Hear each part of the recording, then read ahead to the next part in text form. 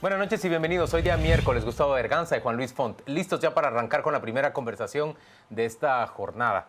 Y tenemos como invitado a Francisco Sandoval, quien es jefe de la Fiscalía Especial contra la Impunidad del Ministerio Público. Esa fiscalía ha presentado el día de hoy los medios de convicción, la acusación concreta en contra del expresidente Otto Pérez Molina. Y la semana pasada ha presentado también una acusación semejante en contra de Roxana Baldetti.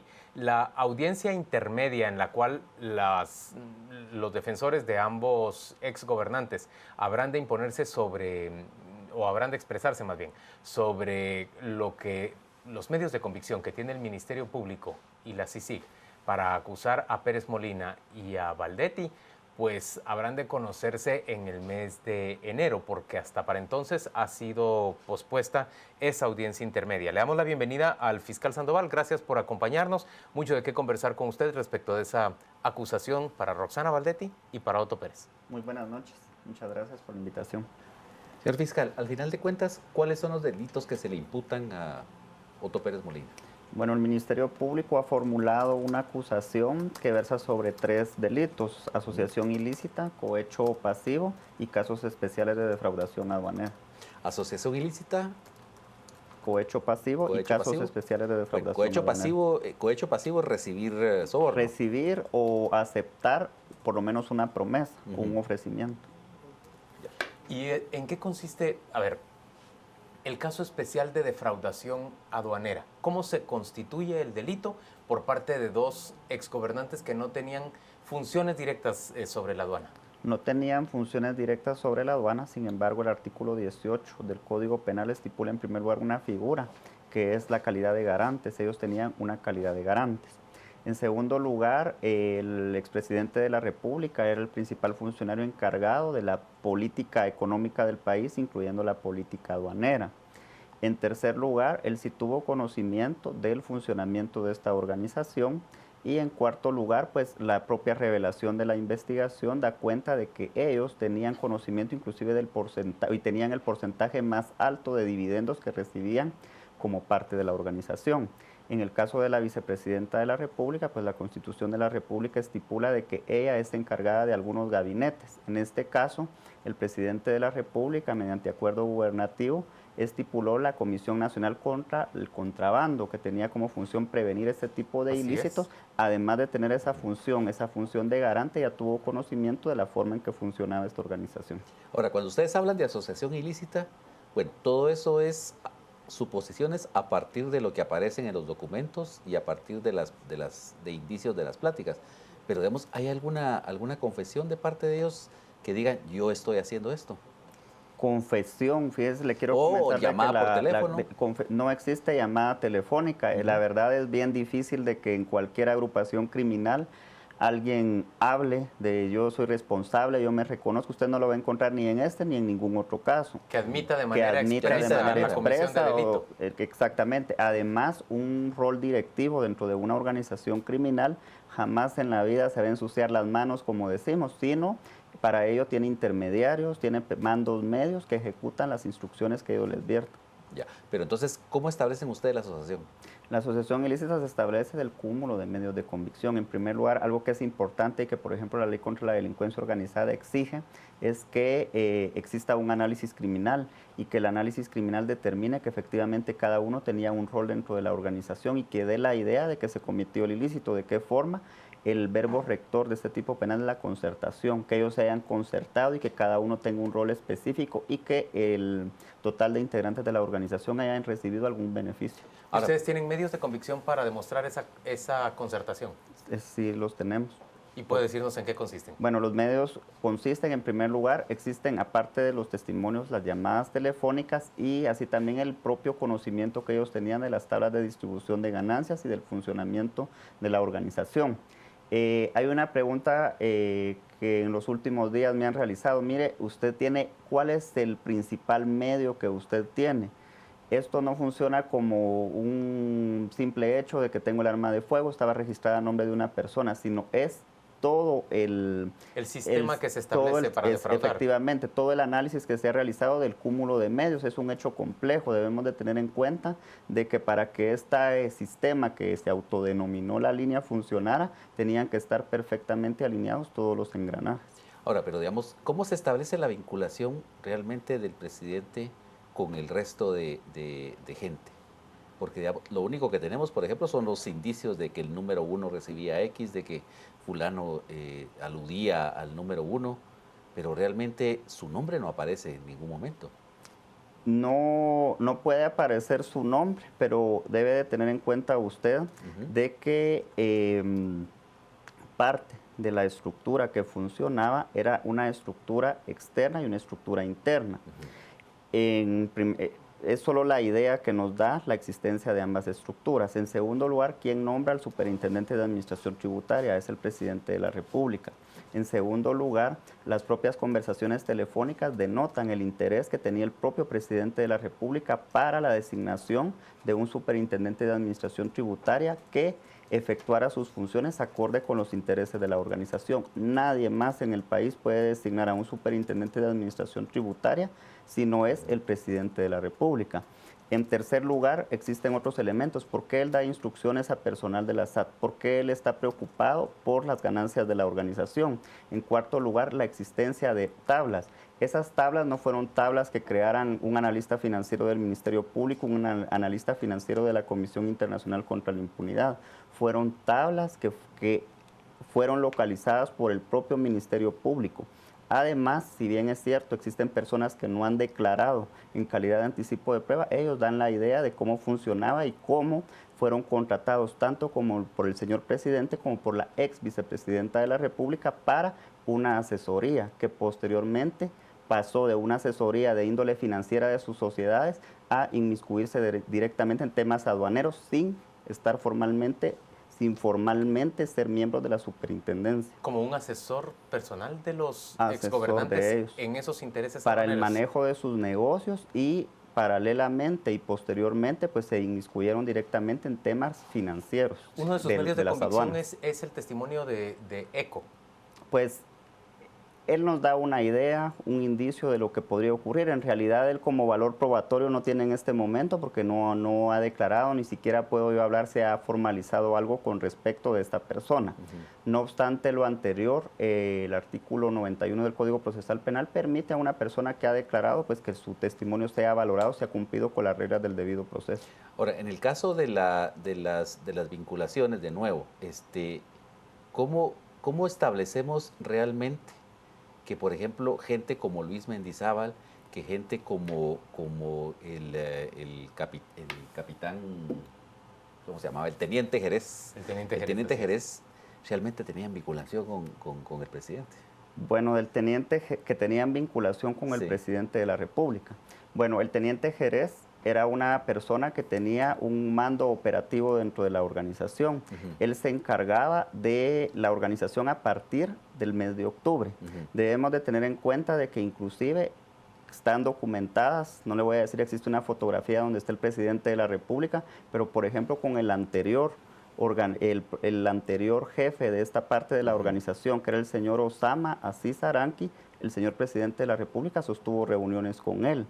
Posteriormente, él permitió de que el señor Jerez se involucrara dentro de la organización y eso nos da cuenta de que aparte de que él tenía el conocimiento, él permitió de que él efectuara la actividad que desarrollaba dentro de la misma, teniendo como precedente de que como presidente de la República pues debía de conocer los antecedentes de esta persona. Ahora, en el caso del presidente, prácticamente fue el último realmente que perdió su inmunidad. Ahora, ¿qué de nuevo hay a partir del momento en que pierde su inmunidad? ¿Qué otros medios de prueba se lograron reunir después de que el presidente renunció? Bueno, después de que el presidente de la República renunció, pues finalizó el análisis de la información que había sido secuestrada en los allanamientos realizados a partir del 16 de abril del presente año. Al final de cuentas, En ese informe de análisis criminal se pudo sintetizar no solo la información de las interceptaciones telefónicas, que todo el mundo nos preguntamos si había 100.000 interceptaciones, como dicen, solo en una aparece él y solo con eso lo vinculan. Pero aparte de eso, permitió finalizar el análisis del análisis de alrededor de 500.000 documentos. Imagínense qué aburrido sería un debate oral y público si van a ir a leer 500.000 documentos de una persona, sería prueba abundante. Lo importante es que este plazo de investigación permitió sintetizar en informes de análisis criminal toda la información que fue obtenida. Francisco, ¿los mismos delitos por los que se acusa a Otto Pérez Molina son aquellos por los que se acusa a Roxana Valdetti o hay alguna variación entre la acusación a uno y otro? Efectivamente son los mismos delitos. Los hechos que cada uno cometió son distintos en el sentido de que el rol directivo que ellos tenían dentro de la organización era permitido dependiendo de la función que ellos desempeñaban. Él como presidente de la República tenía acceso o tenía contacto con algunas personas y ella como vicepresidenta de la República en el rol que desempeñaba en el gobierno permitió y realizó unas conductas de acuerdo al papel que desempeñaba. Usted ya nos ha dicho que aquí, en este tipo de delitos, no puede haber, digamos, una prueba reina como el arma con el que Ni se una comete un confesión homicidio. explícita. Pero lo que están preguntando nuestros televidentes por la vía del Twitter es si existe ya una evidencia concreta del dinero que fluyó hacia el expresidente y la ex vicepresidenta para demostrar que se beneficiaban de manera pecuniaria de esta defraudación aduanera. Mire, en el caso del tipo penal de los cohechos, actualmente nuestra legislación permite que una persona con solo que acepte una promesa, un ofrecimiento. En este caso es lo que se ha concretizado. Desde otra perspectiva, si nosotros decimos, mire, entonces si fluyó dinero ilegal por sus cuentas, si eso es otro tipo de delito que se llama lavado de dinero, no lo dude que la Fiscalía, si en algún momento tuviera algún elemento al respecto de esos temas, lógicamente tendrá que presentar las acciones que corresponden en contra de estas personas. Pero esas son otras acusaciones y otros procesos legales. Podrían existir, no se lo puedo negar. Y en el caso del presidente, bueno, hemos visto que en el caso de la ex vicepresidenta ya ha avanzado un proceso para extinguir muchos de los bienes cuyo origen pues aparentemente va a ser difícil de probar que sea lícito. Pero en el caso del presidente, ¿qué se ha hecho en ese sentido? Mire, le quiero comentar que el artículo 10 de la Ley contra el Lavado de Dinero u Otros Activos establece de que la investigación está reservada. En segundo lugar, la extinción de dominio no es un tema del ámbito penal, que es el que a mí me corresponde. Ese es un tema que corresponde a otra unidad del Ministerio Público y ellos deben de saber, y si lo saben, no lo van a exponer tampoco mediáticamente. Ok. Ahora, pero en el caso del presidente, bueno, de nuevo, la cuestión pecuniaria, solo tenemos la promesa de cohecho, pero realmente entonces no tenemos ninguna evidencia dentro del proceso contra él que haya recibido plata. Eso es lo que usted está afirmando. Pregunto. Le comento algo. Pregunto. En enero se celebrará la audiencia intermedia y si yo le doy aquí todas mis armas, imagínese cómo llego yo a la audiencia. ¿Pero qué es lo que pone usted en la acusación? ¿Qué manda? ¿Qué es lo que usted pone en la acusación? De que el presidente de la República, aparte de que conocía la operación, él es una de las personas que recibió el mayor porcentaje de dividendos del producto ilícito de la organización. Ok. Lo que ustedes presentan al momento de hacer la acusación son medios de convicción. Efectivamente. Esos se convierten ya en la fase del juicio en medios de prueba. Efectivamente. Pero sí, están obligados a presentarlos. Pero para los que no somos abogados ni hemos estudiado Derecho, ¿qué es la diferencia? ¿Cuál es la diferencia entre un medio de convicción y un medio de prueba? Un medio de convicción a mí me sirve de soporte para una acusación, para una audiencia intermedia. Posteriormente existe otra etapa procesal que es el ofrecimiento de prueba. A partir de ese momento, cuando el juzgador admite un medio como probatorio para ser diligenciado en debate, hasta en ese momento se convierte en prueba. Okay. Un ejemplo. Si yo recibo una información testimonial en la Fiscalía, esa es un acta ministerial que carece de valor probatorio. La misma Constitución de la República estipula que una declaración extrajudicial carece de valor probatorio. Cuando pasamos a la fase de debate oral y público y la persona declara, en ese momento ya se puede considerar prueba, susceptible de ser valorada. Pero mi pregunta iba dirigida a si usted está obligado a presentar en la acusación todo lo que posee como medio de convicción. Los medios de convicción. Pero eventualmente a la hora en la fase intermedia usted puede incluir más pruebas. de las que presentó como medios de convicción. Al momento de ofrecer prueba podría ocurrir eso siempre y cuando usted haya requerido la diligencia durante el periodo de investigación. Si por ejemplo existe algún informe que yo solicité y no me ha venido, si yo en el momento del ofrecimiento de prueba ya lo tengo, pues lo tendría que ofrecer. Ahora, ¿en qué momento conoce el abogado de la defensa las pruebas, los medios de convicción que usted está presentando? ¿En el momento del juicio o hay un momento intermedio, previo? Él tiene acceso a toda la investigación que yo desarrolle, tiene pleno acceso a acudir a la fiscalía, que yo le muestre las piezas de investigación, y en el momento de que yo formulo la acusación, pues tengo que acompañarle copia a él para que él sepa qué es lo que qué elementos tengo yo para soportar mi acusación y de qué se debería él de defender. Y los cálculos que se han hecho en la prensa en términos generales, son que la vicepresidenta Valdetti, la ex vicepresidenta Valdetti, podría recibir hasta 28 años de cárcel y el expresidente de la República podría recibir una pena semejante. ¿Esa es su mejor expectativa? Mi mejor expectativa. 28 años de prisión para cada uno de ellos. Yo en este momento no puedo anticiparle, mire, el Ministerio Público requiere tal pena. Sin embargo, manejando entre máximos y mínimos de las penas que estipula la ley para los delitos por los cuales fueron acusados, esa podría ser la pena máxima en caso ellos fueran condenados. Pero ahorita estamos en una fase muy prematura, ahorita apenas tenemos que defender nuestra acusación. Ahora, Francisco, por lo que usted nos ha dicho, es muy probable que surjan otros delitos en contra de ellos. ¿Esos otros delitos supondrían un proceso distinto y nuevo contra el expresidente y la ex vicepresidenta?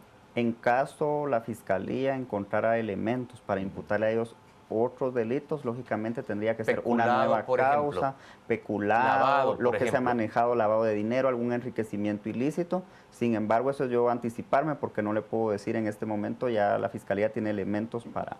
Claro, pero eso supondría arrancar otro proceso. Otro proceso. Con todas las fases apropiadas. Ahora, en el caso del expresidente Pérez Molina, es decir, ¿en qué les favorece a ustedes, por ejemplo, el momento en el que él pierde la inmunidad? Porque veo que muchas de las, infiero que muchas de las medios de convicción ya eran previos al momento en el que él perdió la inmunidad. ¿En qué nos favorece? Es decir, para recoger más pruebas. ¿Hay más pruebas luego de que perdió la inmunidad? Hay más pruebas. Por ejemplo, yo en el momento en que él tenía, por ejemplo, derecho de antejuicio, ni siquiera podía pedir una información a un banco con relación a él, y en cambio eso nos permitió solicitar ese tipo de información. Estuardo González, ¿va a ser un testigo, un colaborador eficaz? Miren, los medios de comunicación se ha manejado derivado de la propia información que él brindó en alguna de las audiencias, y esa es una situación que está en análisis por parte de la Fiscalía. Pero parece un análisis eterno. Bueno, eso parece, sin embargo, en algún momento tendríamos que concretizar. Lógicamente, no se hará público, por ejemplo, si existe algún convenio. Si no existe algún convenio, ¿por qué? Por la propia seguridad de él. Usted no sabe lo que implica aquí en Guatemala de que una persona esté detenida y que se tenga la idea de que, por ejemplo, proporciona información a la Fiscalía sin que yo le pueda confirmar a usted si él ha proporcionado o no. Existe temor, como el temor que tenemos, por ejemplo, los fiscales, también existe temor de este tipo de personas. Ahora, ¿pero en qué momento vamos a saber si él es un colaborador o no es un colaborador? Eso se va a hacer público en el momento en que él se convierta en colaborador, o en caso de que, por ejemplo, no fructifique algún tipo de negociación que pudiera existir, será público también. Entonces eso, por ejemplo, el momento de la etapa intermedia será un momento crucial, ¿verdad? En el que todos tendremos derecho a saber qué es lo que está ocurriendo. ¿Cuánta libertad tiene la Fiscalía para negociar? Es decir, ¿hasta qué punto pueden negociar? ¿O qué es lo irrenunciable? Bueno, los puntos que la ley son los puntos que la ley estipula. O sea, la ley contra la delincuencia organizada estipula qué tipo de beneficios se puede brindar, qué tipo de beneficios se puede establecer de acuerdo a la etapa. ¿Qué tipo de beneficios se puede brindar? Por ejemplo, una pena reducida. La ley establece, por ejemplo, puede ser un beneficio de rebaja de la pena, puede ser un beneficio de criterio de oportunidad, libertad condicional, depende del momento procesal. Criterio de oportunidad, explíqueme qué es eso. El criterio de oportunidad es una medida desjudicializadora que se aplica en delitos que no son graves, que no atentan contra la sociedad, que no tienen gran magnitud social. Hay otro actor que también me llama la atención qué implicaciones puede tener, qué consecuencias puede tener sobre la acusación sobre Otto Pérez Molina, que es Juan Carlos Monzón. ¿Qué nos puede usted decir de eso? ¿Se va a incorporar algo? ¿Ha servido algo el testimonio de él? Como él no, en realidad, si se recuerdan, cuando él declaró que fue algo público, pues los elementos que brindó fueron elementos generales que de todo modo son de público conocimiento, ¿verdad? Okay. Francisco, parece que con estas dos acusaciones que ha presentado usted la semana pasada y esta semana, en realidad están alcanzando o se están aproximando ya a un momento crítico para la lucha contra la impunidad en el país. No ha habido un proceso más observado, más aplaudido y más acompañado por la ciudadanía que las acusaciones, el diligenciamiento del proceso en contra de la ex vicepresidenta y el expresidente. ¿Le da miedo fracasar y que un juez absuelva a sus acusados? En todos los casos que la Fiscalía presenta, en cualquier caso, pues existe este riesgo. Lógicamente, este es su caso más importante de la vida. Por la magnitud que representa. Sin embargo, la Fiscalía al momento de acusar responsablemente considera que tiene elementos sólidos que brindan la probabilidad de que esos hechos sean demostrados en debate oral y público. Lógicamente, lo que ocurra en un tribunal de sentencia, pues ya será, en primer lugar, el papel de la Fiscalía defender la acusación en caso se abra juicio y será criterio de los juzgadores la valoración que le den a los medios que la Fiscalía presenta. Francisco, gracias por acompañarnos a las 8:45. Vamos en este momento con nuestro compañero Juan Carlos Sandoval. Él nos cuenta qué se está diciendo en las redes sociales sobre esta conversación con quien representa la acusación o ha presentado ya la acusación en contra de Roxana Valdetti y Otto Pérez Molina por los primeros delitos que se les imputan a los exgobernantes. Gracias, Juan Luis. Estamos en las redes revisando lo que se comenta luego de la entrevista con el jefe de la FESI. Nos dicen que otras pruebas tienen para llevar a juicio a Pérez Molina, a Roxana Valdetti y a Claudia Méndez. Rubén nos dice qué apoyo ha recibido de la IVE y también de la SAT y de la Contraloría. El licenciado Chacón, ¿cuántas personas sabían de esos negocios y no se beneficiaron o consideraron que no era su asunto? Muchos ojos, pocas voces, es lo que nos dice el licenciado Chacón. Ese será nuestro tema de análisis. Acusación OPM será nuestro hashtag de la noche. Carmen Lorena Ortiz y Ana Lucía Mazariegos en el análisis. Acusación OPM será nuestro hashtag de la noche. Antes, una nueva entrevista junto con Juan Luis y Luis Gustavo Adolfo. Quédese con nosotros.